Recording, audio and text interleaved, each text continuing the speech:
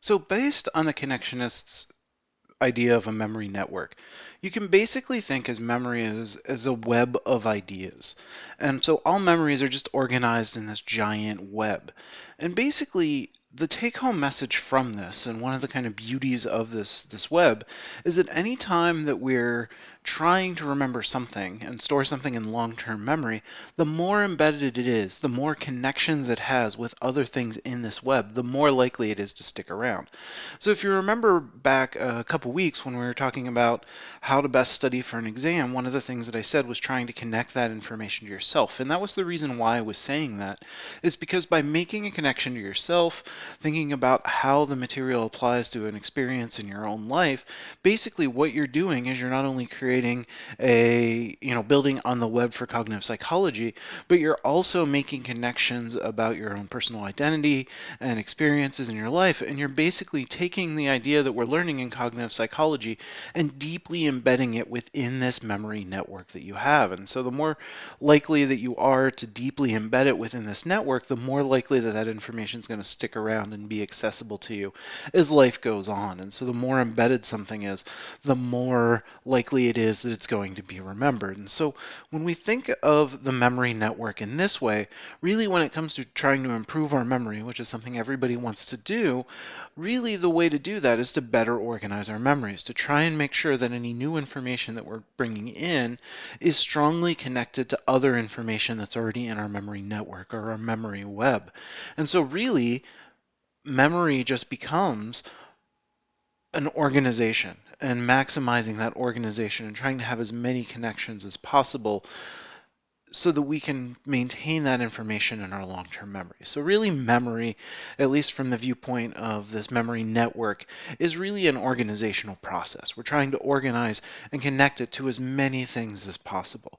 Just like coming up with a great, wonderful file folder system in order to be able to store all your computer files and that you're able to access them easily and readily whenever you need them. Same idea going on in memory. Thankfully, it's not as difficult as it is of having nice organized file folder systems on your computer, though.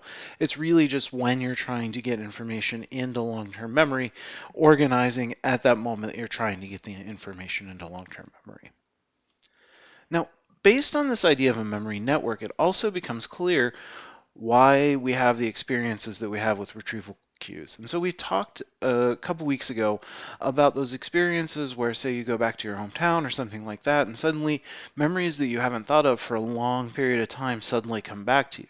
And the reason why that's happening, and this fits really well with the idea of a memory network, is because now you're activating nodes that are tied to childhood experiences or your hometown. And so what ends up happening is that you're starting to see more network activation in an area of the network that may not have been active for some period of time.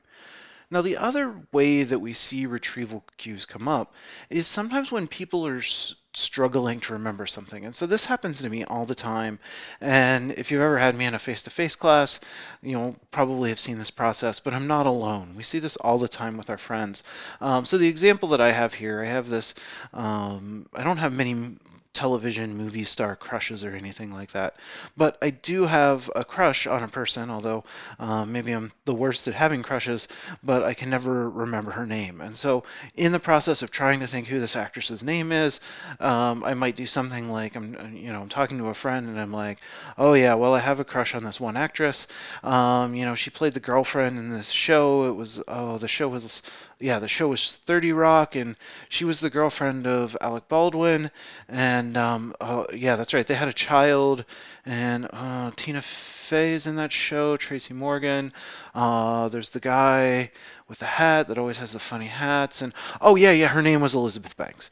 And that sounds weird, right? But basically, and this is consistent with this memory network idea, what I'm doing is that I'm starting to see activation in the network. And by throwing out these seemingly random pieces of information, what I'm doing is I'm trying to get spreading activation to occur within the memory network. So by saying things like Tina Fey and Tracy Morgan, who I know that she was on a TV show with all of these actors or actresses, that I'm hopefully going to create enough spreading activation so that the node with her name is eventually going to become activated, and I can recall who I have my crush on. That sounds really sad when I explain it like this, but that's how that happens. Or this happens all the time too when I'm trying to think of movies or actors in movies, but I'll just start spitting out random facts, and friends will make fun of me because it's these weird, seemingly irrelevant things, but then eventually I get to the information that I'm trying to find. And really what this is it's spreading activation, or it's another way to think of it is us searching through our memory network to try and get enough activation so that we can recall the node that it is that we're trying to access.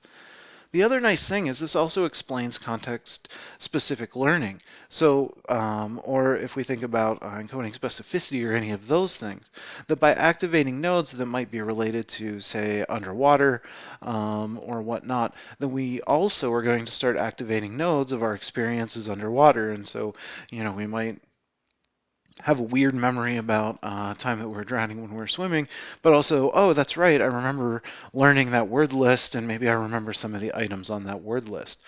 Or when we talked about making sure that our internal states when we're studying and also taking a test match, that also is explained by this idea of a memory network, where our nodes of internal states, whether it's anxiety, stress, any of those types of things, are going to become activated. In the process of those becoming activated, there's a chance that that spreading activation is going to also activate nodes that are connected to that, which would be the information that we learned whenever we're studying or practicing for a test. And so when it comes to spreading activation, retrieval cues and the benefit and effects of retrieval cues to us are really highlighted in this idea of a memory network, because spreading activation explains a lot of the different phenomena that we see, not only when we're trying to recall information, but also why retrieval cues may work for us. Now, when it comes to empirical or research support for memory networks, there's a really big phenomenon that supports this very nicely. And the idea here is basically priming. But we're going to talk about a specific task that's really been used to provide evidence for memory networks, and that's something called a lexical decision task. And basically, in a lexical decision task, you might see something like a string of letters, and your job is just to respond, is this a word or is it not? So for example, if you see bread, clearly that's a word. If you see butter, that's also a word. But if you see something like a letter string like TAFE, that's not going to be a word. And so what you're going to do is, in the case of TAFE, you're going to respond no. But for the other words that you were presented that were letter strings that are words, you're going to respond yes in those particular cases. Now, whenever a lexical decision, so that's the basic lexical decision task. And one of the things that you can do is you can put two different letter strings on a slide, such as represented here, where you have a fixation cross, where you're told to look at the center of the screen for 2 seconds. Then this pops up for 1 second, and your job is to respond, okay, were both of these words, or was one of them not a word? And again, you can use the same yes, no, or word, non-word decision. There are a couple different ways to do this.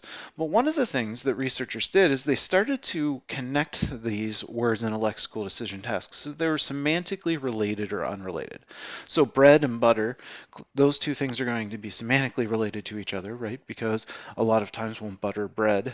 Whereas in the case of bread TAFE, that's not going to be semantically related because that's not really a word. Or we could have something like nurse and bread, and in those particular cases, yes, it's two word strings. However, they're not semantically related to each other. So the question here becomes, in cases like if we were to compare bread versus, or a slide with the words bread and butter versus bread and TAFE, what do you think is going to happen in this particular case? And specifically, how fast do you think that people are going to be able to respond, whether something's a word or a non-word? And I'll give you a second to think about that. And here we have some data that shows exactly what ends up happening. So here on the x-axis, we have the first word priming the second word, or to put that another way that's consistent with the slide here, words that are semantically related to each other, or if we have words that aren't related to each other. So for example, bread and nurse. And basically on the y-axis, what we see is reaction times. And so this is measured in milliseconds. So again, milliseconds, there's 1,000 milliseconds in a second. So this is a sub-second measure. But basically what it is that we see see is that when the two words are semantically related to each other, there's a benefit. People are faster at responding of whether it's a word or a non-word, as opposed to when they're not semantically related to each other. So what this suggests is that it's some support for a memory network. There's a benefit if you have interconnected nodes that are related to each other that's going to allow you to make decisions about whether something's a word or a non-word. Well, I shouldn't say much faster. I mean, we're talking under 200 milliseconds, but it's a noticeable and a significantly faster response than if they were unsemantically related to each other and not semantically related.